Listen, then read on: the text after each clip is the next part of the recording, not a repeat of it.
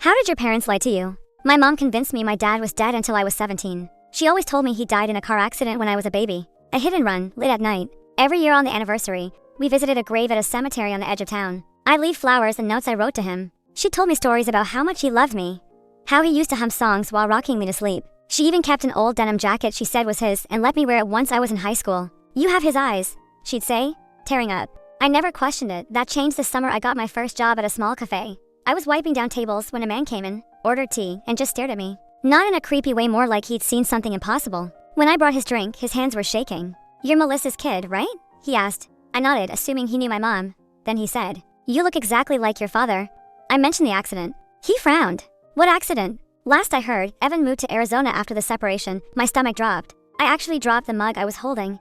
The man immediately realized he'd said too much. But it was done. I called my friend Kara to cover my shift and drove home in a panic. My mom wasn't there, but I knew where she kept important documents locked in a small safe in her closet. My hands shook so badly I messed up the code twice. Inside, buried under paperwork, were divorce records. My dad wasn't dead. They'd split up when I was under a year old. He'd asked for shared custody. My mom fought it, claiming he was unstable. The court believed her. He wasn't even allowed visitation. There were letters he'd written me. Birthday cards never opened. Photos of him holding me as a baby.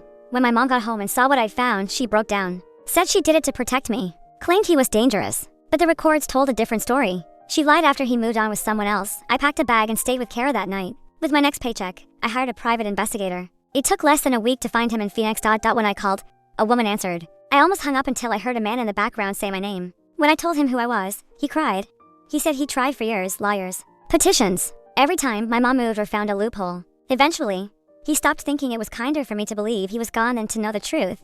I flew out the next weekend. He was waiting at the airport with his wife and 2 kids, my half-siblings. The moment I saw him, I understood why that man at the cafe froze. We looked the same. We talked for hours. Real stories. Real memories. The life I never knew. My mom kept calling. I didn't answer. She did nearly 2 decades to tell me the truth instead. She let me mourn someone who was alive and took away my chance to know my own father. 2 months later, I moved out of state for school. My mom showed up unannounced, asking me to forgive her. I told her she didn't lose me that day. She lost me years ago.